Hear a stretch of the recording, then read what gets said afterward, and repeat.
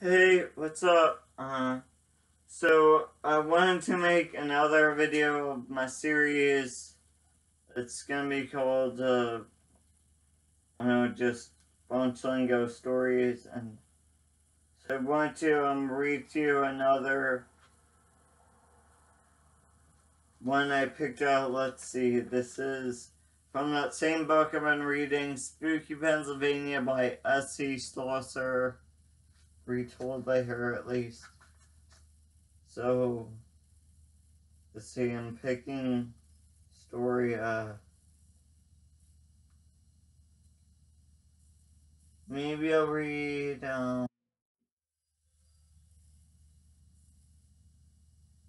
Sweet Cicely's Song. It's in Williamsport. It's set in Williamsport. And it's, page 17.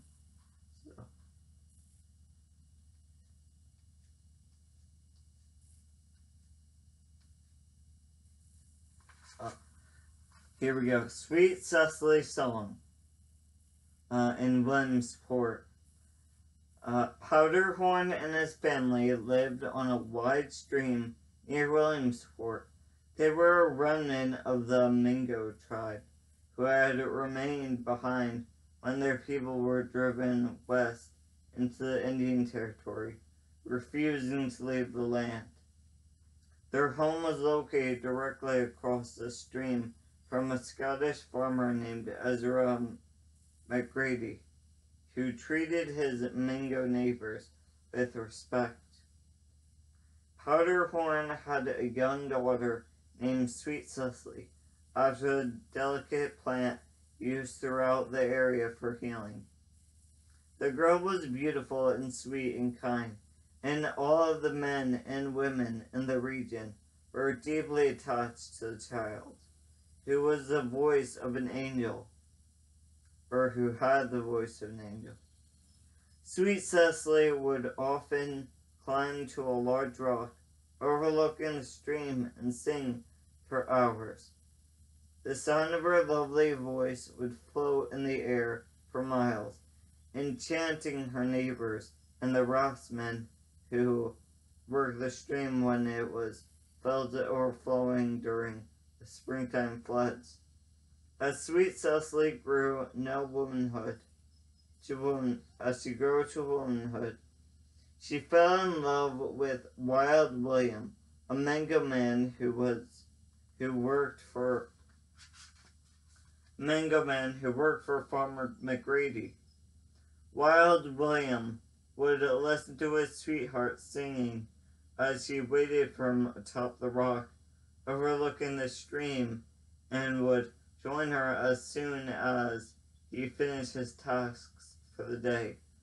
The young couple would sit and talk for hours on their lofty porch. The raftsmen floating down the stream would watch for them and wave as they drifted past the rock. Sometimes Sweet Cicely would sing for them as they navigated the rough waters with their poles. But a day came when a stranger rowed his raft down the stream, a man who did not care for the native families in the area and wished them driven out. When he heard the sweet voice of the Mingo maiden singing an old ballad of her people, he gazed upon her with loathing and with lust. Docking his raft on the shore, he ran rapidly up the slope toward the rock where she sat waiting for her beloved Wild William to come to her at the end of his day's labors.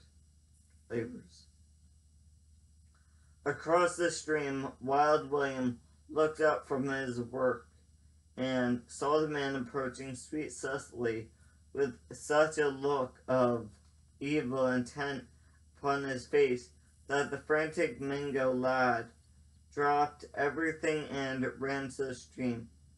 As he rowed desperately across the raging water, he saw the man making advances toward the beautiful maiden. who rejected his foul suggestions. In a fury, the man grabbed her by the throat. Wild William leaped ashore, and raced up the slope. But by the time he reached the rock at the top, sweet Cicely lay dead upon the ground, and her murderer had fled the scene and disappeared. William collapsed at his love's side, overcome by horror and grief. Everyone in the neighborhood was devastated by the lovely girl's tragic death, but the local authorities,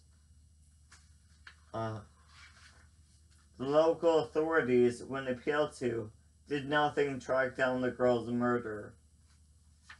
Yes, because she was native. And see, here's a picture. She would sit atop that rock singing, but then a guy who wanted to kill her because she was native, I guess. So the cops did nothing to find the murderer. In disgust at the white man's treatment of himself and his family, Powderhorn packed everything he owned and left Pennsylvania forever, followed shortly by a disconsolate Wild William, who mourned his lost love his whole life long. The neighbors and Rossman, who had so many times listened in wonder to the lovely song of sweet Cicely, mourned for many months and spoke bitterly about the fatal spring day when a murder had stolen her life from them all. It was early in the spring of the next year that McGrady had his farm hands heard the voice of sweet Cicely floating out over the ridge from the rock opposite his property. She was singing the same ballad she had sung on the day she was murdered. McGrady dropped everything, as Wild William once had done, and rode across the stream, his heart pounding with hope. Perhaps sweet Cicely was not dead, but the rock, when he reached it, was empty. He stood listening with trembling heart as the phantom voice finished its song and then made his way back home. The voice finished its song, the voice was heard no more that day. Again and again that spring, the voice of sweet Cicely rang out over the raging floodwaters of the stream. Several raftsmen were so enchanted by the siren sound that they forgot to pay attention to the stream and overturned their crafts. And the number of deaths on that stretch of stream rose dramatically. Others drew their rafts up on the bank near Farmer McGrady's house and went inside to inquire about the beautiful voice they had heard singing on the ledge. One day, a cruel-faced man came to the farmer's house and demanded to know what had become of the mango family who lived across the stream. He was drunk and belligerent, and his anger had been roused by the phantom voice that he had heard sing from the ledge. He seemed to think it a foul trick played on him by the native family. His suspicion and guilt made McGrady suspicious. The farmer drew out the man, learning his name and occupation and other details. McGrady was sure he was looking at the face of sweet Cicely's murderer. After the man left, McGrady sent out word to the local residents, identifying the cruel-faced man as sweet Cicely's murderer. The raftsmen in particular were furious, and they decided to seek vengeance for the lovely girl's death. The cold-faced man was spotted on a stream early the next spring, gazing in fear and loathing at the place where sweet Cicely had once sung her ballads. Recognizing the man as she wanted, or as a wanted murderer, a young rafter who was cruising the same stretch of stream aimed his craft at the unsuspecting man's vessel and crashed into it, pinching the murderer into the raging stream. The man was instantly swept away by the fierce waters, his body crushed again and again against the large rocks until he drowned. The mangled body was picked up farther downstream, and a group of raftsmen buried the murderer unceremoniously in a hole they dug near Powderhorn's abandoned house. As the last of the dirt was flung back on the grave, the beautiful voice of a sweet Cicely rang out from the ledge overlooking the stream. She was singing the old native ballad she had sung on the day she died. The raftsmen stood silent and still until the Mingo maiden had completed her song. On the far side of the stream, Farmer McGrady stood with his hat in his hands and tears in his eyes. Her voice had never sounded so clear and sweet as it did at that moment. That was the very last time anyone ever heard sweet Cicely's song. That's the story. Kind of sounds like it more probable to actually have happened than most of the other songs in here. Didn't really have to do with ghosts. I mean, you did hear her voice sing a couple months after she died, but I don't know. What do you guys think? Sometimes people have hallucinations and they, I don't know, just hear something they're so familiar with.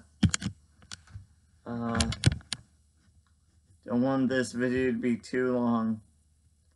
See ya. Keep up with environmentalism, plant trees, native grasses for native species, because we have too many invasives. And today I just learned about not bees, even though there's a really bad situation with bees too, and frogs, but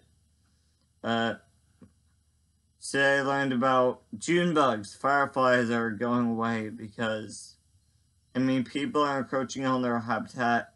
Plus, something you definitely shouldn't do is rake up all your leaves, then get them into bags or plastic bags, and discard the plastic bags, because there were probably firefly larvae on the leaves. And if you want to help them, you should plant a garden, you should plant native grasses, native trees, maybe have a bird bath or dish with marbles in it in your backyard. So yeah, fireflies, spread the word. There's a problem with them too. They're going away. Too many human encroachment on their habitat. And bye.